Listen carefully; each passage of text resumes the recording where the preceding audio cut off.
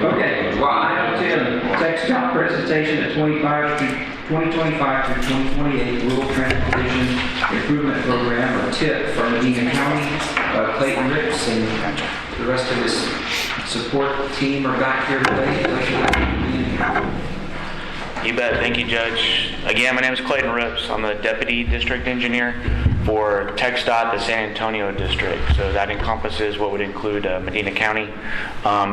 Thank you for letting us come here this morning. We'll try to make this as brief and to the point as possible as part of our rural TIP coordination. But first I want to recognize our staff, wave folks that are here. We've got folks from our maintenance section that they're the guys that answer the call when complaints and things come in and go tweak some things, so they're here. We've got some interns and some young engineer assistants that are back here. Like to give them some exposure to part of what we do other than just doing seal coat, patching potholes. That there's another part of the work that we do, so we're going to give them an opportunity to tag along today. So with that, we'll kind of get started. Just kind of highlight on some of the items we'll talk about. I'll talk about a little bit on a safety minute here. We'll talk about the San Antonio District, our boundaries, walk through the rural TIP process. We'll touch on funding very briefly. And then what most people are interested in are the funding, or the maps of the projects for the next 4 years. So first, in the streak, this, if you have not seen this, we have this on billboards, it's on commercials, social media. The goal is to end the streak of deaths on Texas highways. So since November 7th of 2000, in the state of Texas, on TxDOT roads, interstates, highways, farm to market roads, county roads, city streets, there's not been one day where someone has not died on a Texas roadway. The closest we came was February of this past year on one county road out near El Paso. So that's as close as we've gotten, was one death in one day. So this is something to be mindful of. Also on our TxDOT projects, every project we call it a safety project. So if we can implement something or upgrade to make the roadway safer, we do that design-wise. The other part of it that we cannot control is driver behavior. So the key things in driver behavior that cause the big incidents or fatalities are distracted driving, driving under the influence, and speed. So just share with your family, friends, remind them don't speed, don't drink and drive, and don't be distracted with your phone. So just wanted to kind of share that safety minute with you. All right, so kind of getting into a little bit of meat and potatoes here. So here's a map of our ARPO area, and I'll start with the blue. The blue counties, Bexar, Comal, and Guadalupe, are what's in they're not part of our rural county network. They're actually in the MPO. So they're excluded from the rural coordination effort. Medina County, if everything lines up, portion of it will be blue, which will be part of the MPO come September most likely, and then all of Kendall County. So because of that growth, Medina County will be in both. They will have the benefit of being in the MPO, so they'll have opportunity to open up some of that metro funding, but they'll also still, half of the county will still enjoy the opportunities for the rural funds and participate in the rural ARPO start. The blue line that's kind of outlining some of the counties is the San Antonio District. That's our boundary. So Gillespie County and Karnes County are not part of our district, but they are part of our ARPO, which Judge Lutz sits on, so he gets to interact with the judge from Gillespie County and Karnes. And Uvalde is the other one that's part of our district, but they're not part of our ARPO. They're not part of our rural judge community. So what is ARPO? So it's basically a rural planning organization where there's not a set of they don't get funds per se, but they do have the opportunity to work with TxDOT, with the other judges, to lay out strategic priorities, which is what we've done for the past 10 years. So we kind of collect the feedback from when we come and do these workshops, or come and do this every other year with the commissioners and the judge. And so we kind of weigh those options, and kind of line up what projects we can work on and when, and then we work to line up what funding is available to implement some of those projects. And I'll touch on some of the ones that have been done in Medina County through that process through the years. Connecting Texas 2050. So you probably have seen this in emails or on Twitter or Facebook.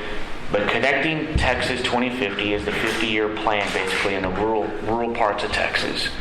The things that they want to hone in on are what they call performance and strategic measures. So performance are like safety, implementing like cable barrier. You've seen the cable barrier that we've put all along Highway 90. So the goal across the state is anywhere you have that grassy median, getting in some of that cable barrier. That's kind of one of those statewide initiatives, part of that plan. Preservation, that's rehabilitating roadways. Seal coat, preserving them, preserving the assets. Mobility, that's where we're looking at where we need to add lanes. Where do we need turn lanes? Where do we need an overpass? So the mobility side is trying to look at strategically where do you need to expand roads or build new roads. Connectivity, that's expanding and providing that connections from, say, Hondo to Castroville or from Lytle to Devine, improving the connections of those roadways to get people from one community to the next. Economic vitality, that's another important one. One of the biggest things we always hear about that's on our list to kind of work through is frontage roads, additional frontage roads out on 35 in southeastern Medina County. They'll help economic growth. They provide that connectivity for those communities. And then stewardships. As public servants, we want to be effective in utilizing, when we do get those funds, that they're going on good projects that help with different functions of the needs of the roadway, whether it's preservation, safety, expansion. We just want to be good stewards of that money, and it's not going in a waste on a roadway that does not need it. This slide is kind of a confusing one, but it's kind of the one they'd like us to share statewide. The big blue box is that 2050 plan. So that's 25 years of these long-range projects from a statewide initiative. A good example of that is some of you participate or have sent in on the US 90 corridor study from Van Horn to Beaumont. That study is part of that connecting that 2050 plan. So that plan looks at US 90 and the needs all across the state. From that, you start going, okay, what do you need in different areas? So you start in that plan, and it has to work down into the little smaller squares, if you will, to where you can start doing some projects and getting funds to them. So that's a good example of what this slide kind of is trying to tie into. The orange, the statewide transportation improvement plan, the STIP, and that's basically kind of what we're here for, is the STIP. Those are those projects that you get them fully funded in the next 4 years after you kind of work through this program. So the rural TIP, basically it's a list of projects. Not all projects in the TIP are listed, only ones that add lanes. And so out here in Medina County, we have not had a lot of the color of money to add lanes yet. We're actively working on trying to secure funds to add lanes to, say, US 90, and I'll get to that slide in a little bit. Other things are modes of transportation that can be funded in the TIP beside vehicular stuff and roads. There's sidewalks, pedestrian amenities, bicycle lanes, buses, and then things for freight. So here's kind of an example. As we go through looking at projects, you have to look at the needs. So this one is the average annual daily traffic of all the TxDOT roadways in Medina County. Green is basically means traffic's pretty light. Red means you're getting a little bit heavier. Orange is kind of in between. So you can kind of it gives you a quick snapshot of what roads you would need to look at from a capacity or additional lanes or make some improvement standpoint that it would make sense to look at versus the green roads. Green road, you would never really right now go, hey, we need to add 2 lanes to 2200. There's no need for that. That road needs preservation. You need to preserve it. You need to widen it for safety reasons. Whereas US 90, 35, you need to be looking at how many lanes do you need to add? Where are those pinch points or bottlenecks? So this is kind of an example of one of the analysis you would take from a high-level standpoint. These crashes, so these are all the fatalities, hotspots in Medina County. You can see a lot of those clusters, they line up where the traffic is the heaviest. So you utilize this to then to go after safety funds. We get federal and state safety funds that we go and we try to apply to help fix some of these areas where you have a hotspot of, say, fatalities. It could be a curve where people are running off the road. It could be an intersection that needs a traffic signal, or eventually an overpass.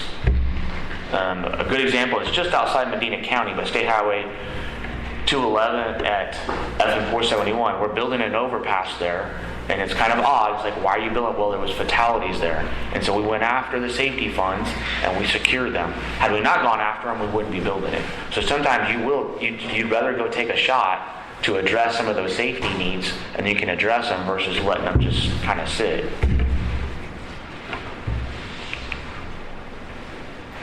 So kind of how the rural tip impacts you. So part of this today is to get feedback.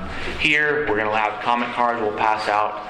At the end, we'll share an email address you can email comments to. That'll all be open until the 14th. I sent emails out, I think a week or so ago, so you can share that about how to provide comments or feedback if there's something you see in there that you really don't agree with or questioning why is that project in there. Because there is some flexibility on the 4-year plan to move projects around. In the first year to 2 years, you want to be pretty locked in. We call years 3 and 4, you have a little more flexibility. And I'll walk through some examples where we've had to kind of shift some things around. So some things to keep in mind, there's different types of projects, beyond roadway expansions, bike lanes, sidewalks, pavement repair, traffic signals. So here's just a snapshot as an example of projects from the outreach that we've done for the past 10 years of projects that have come up that we're able to either implement or we're looking into from a design standpoint. One of them, the top one, is one that's been a popular one, is FM 1957 Petranco Road, and this is out from 471 to County Road 381, where Medina Valley, Ladera area where the new high school is going. And that we're actively working on to look to expand it. The description's deceiving. It says 2 to 4 lane divided highway, but that's actually divided by a concrete median or a turn lane down the middle. And we're actually pushing to maybe, and I might be expanding from a 2 lane to a 6 lane. There might be a need to have an additional lane on there for people to make turn movements off of that street, if you will. The next one is 35, and we've done some outreach a week or so ago with some of the cities and the county, and it is on 35 from 410 all the way through Medina County, and looking at the ramps. Where do you need additional entrance, exit ramps? We need conversion of frontage roads from 2-way to 1-way. We need there's gaps in frontage roads. Some of those overpasses need to be rebuilt. So we're looking at it from a holistic standpoint, the study, and then we're going to hone in on which is priority 1, 2, 3, 4, and kind of work our way then to try to secure funds. So we have a methodical plan on how to address the needs of IH-35 as it passes through Medina County.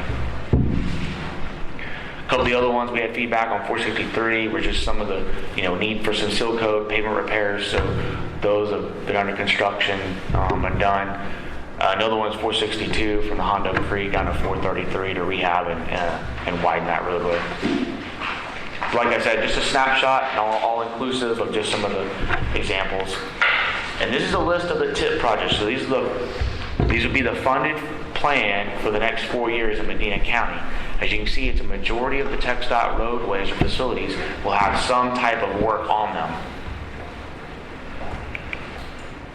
And I'll kind of walk through briefly on each of the years and just highlight some of the different ones. The one that I highlighted on this one at the bottom was in Castroville. This was a unique pot of funds, and this is not construction money, but this is an example of projects that you can get funding for, to where they're looking for what they call active transportation, which is looking for connectivity for sidewalks and bicycles through and around Castroville as an example. So we worked with Castroville to secure these funds to do a study to see, hey, if you added a shared use path or trail to connect the parks to get people across the bridge, this is kind of that starting point, if you will. Then we go to our fiscal year 2026, highlighted. We have a bunch of seal coats. I know they're not the most popular thing when you see them on a roadway utilized because they're a little louder than an overlay per se, but they're essential to preserve that roadway. They're just part of the maintenance plan. They play a key role in keeping those roadways in better shape if you did not do it, because we just do not have the funds to overlay every single road in our 12-county district.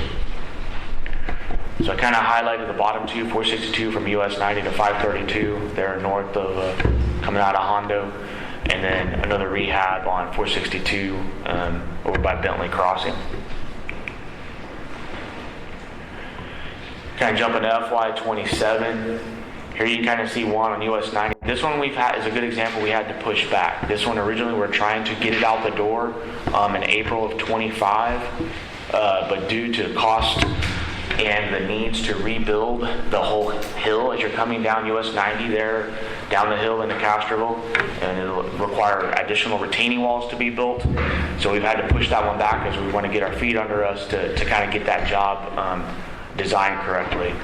So that's a good example of one where we've got some flexibility. We just had to move it back because we just could not quite get it ready for when we wanted to get it done.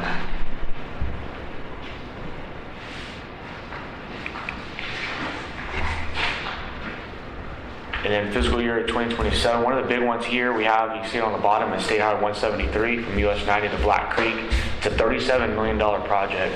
We actively now submitted for a call for kind of from the statewide funds to try to get, I think it was almost 90 million for State Highway 173 to do the whole thing, to add passing lanes, add turn lanes, and completely reconstruct it. We'll find out probably at the end of June if it was selected or not from the UTP. But at the very least, we have this targeted for a $37 million rehab to get one, to methodically work down 173. We know 37 million isn't going to do all of it, but it's going to at least get the ball rolling in that direction. Additional funding for 173 could come from addition to the MPO. So it'll open up some opportunities to add more passing lanes and whatnot for it. And then jumping into 2028, these are not funded construction projects, and I'll reiterate that. These are not funded construction projects, but this is an example of you list projects, and we call it engineering and right-of-way. This is something the federal government allows us to do in order to study roadways and to get the right-of-way bought. That way you preserve the corridor and then you work to get the funding. So going back to that US 90 statewide corridor study from Van Horn to Beaumont, they identified areas where US 90 is not a 4-lane divided like it is as you're coming from Castroville to Hondo and then from Hondo to D'Hanis. When you get past the safety rest area on the other side of D'Hanis, it goes back to just the 4 lanes as you head towards Sabinal. So the goal is to get all 4 lanes. So there we will go out with, we call it a schematic. We'll have a public meeting. We'll be looking to acquire the right-of-way needed to expand US 90 to a 4-lane divided as you get into Uvalde County to Sabinal and of course further west. So that's what that project is on the far west of the county. The other one is on the far east side, and that one we will do the same thing, but it's not to expand it to a 4-lane divided. You already have a 4-lane divided. The problem out there is you've seen the developments that have occurred there by Showplace Hill and 211, just outside Medina County, that you're going to have traffic signals installed, and it's going to degrade the highway from a highway free-flowing to more of an arterial street. Is basically what's going to happen. So this project is to look at overpasses. Do you need frontage roads? You're going to need right-of-way probably. So probably within a year, you will see some public meetings in the Castroville area from 471 South out to State Highway 211 to look at expanding that to some type of a highway facility with overpasses of some type. So not funded, but the study to do that and the money to buy the right-of-way would be. And that's why we have to list it in the tip, because then it gives us the full authority to go buy the right-of-way in advance. And in that way, as we secure funds, maybe possibly through the MPO, we could go build one overpass at a time or do something to kind of get that project built. Funding. So there's 3 kind of funding sources. We have federal funding, we have state funding, and of course there is some local. Some local funds is voluntary, where sometimes it's passed through. It's maybe a developer pays the county or a city, and then they implement a project jointly with TxDOT, and we mix state funds with it. So it just shows that there's opportunities between the 3 funding sources. Of course, Texas is, for the federal funds, Texas is a donor state. For every dollar we send to Washington, we only get a percentage of it back, I think 60 cents. So we get 60%, the other 40 gets distributed to the states that are, have to, they're not donors, they don't generate enough revenue to do that, like the Dakotas is a good example.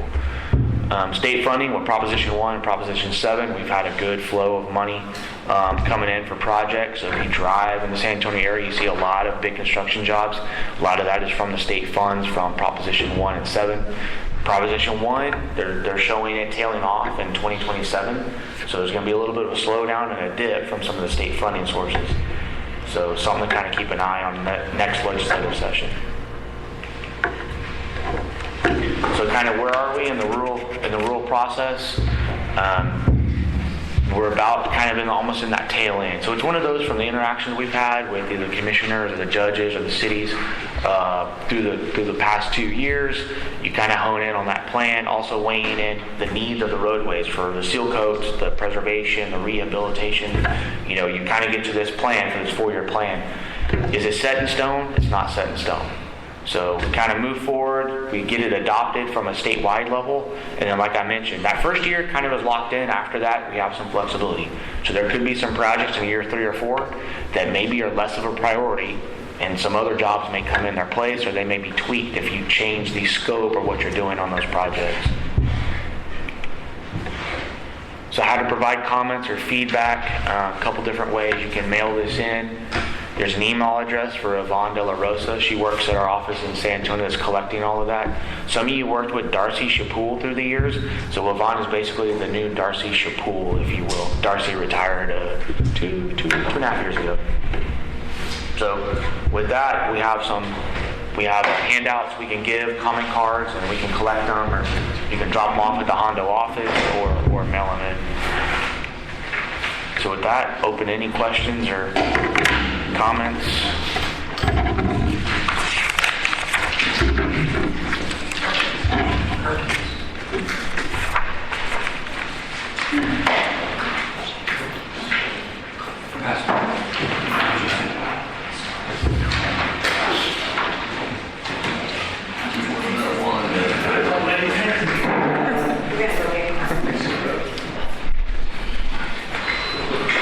Any questions? Going back to the list of the projects, is there 462 south from 90 going towards the hospital?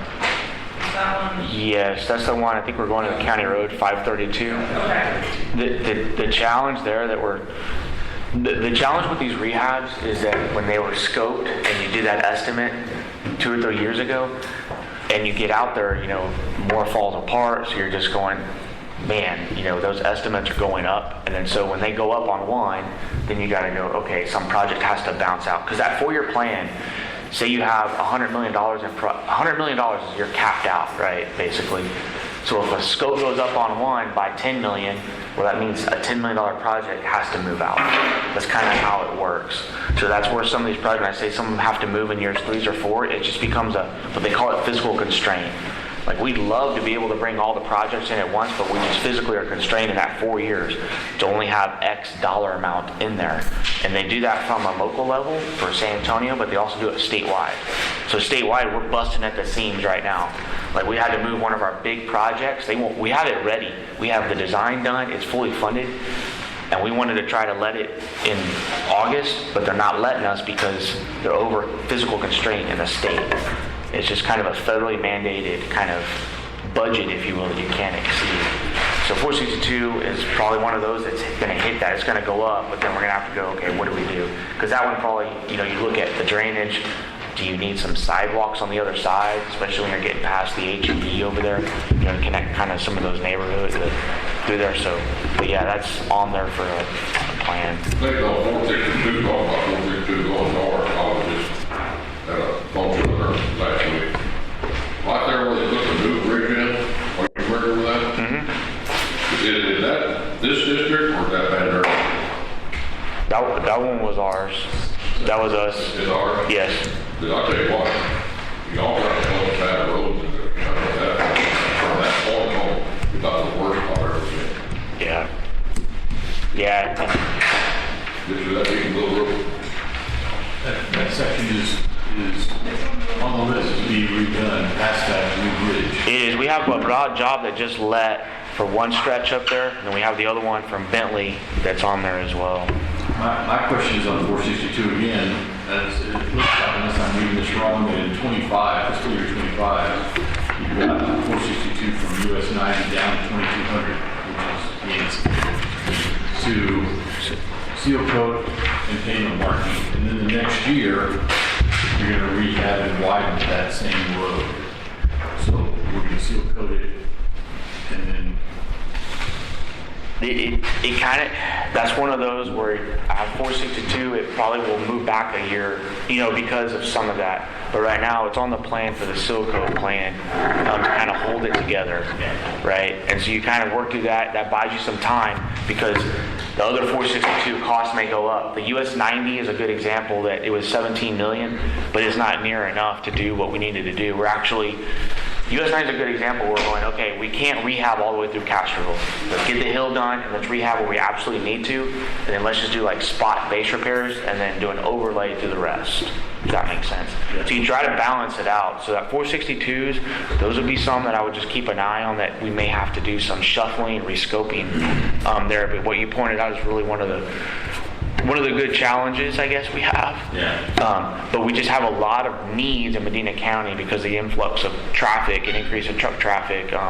The quarries, do a lot of damage to a lot of these farm to market roads that were not structured to handle those daily loads of trucks coming in and out. The Microsoft facilities are putting a lot of strain on some of the roadways that we have that were not set up to handle, that much truck traffic every day. So. Your seal coat, how much time does it buy you before you have to rebuild it? Well, 173 has been seal coated, 12 times? Yeah, I don't find that stuff. You get to the point, you do get to the point where your seal coats are 2 inches thick, and then you've got to come back and mill, and then, yeah. So I think we're seal coat cycle 3 years, Jules? Yeah. And Jules, and very fortunate, Jules Dinsmeyer is like renowned in the state. Like he's been all over the state for his knowledge on seal code and understanding it. They love him. They ship him around all over the state, because he's one of the experts. So.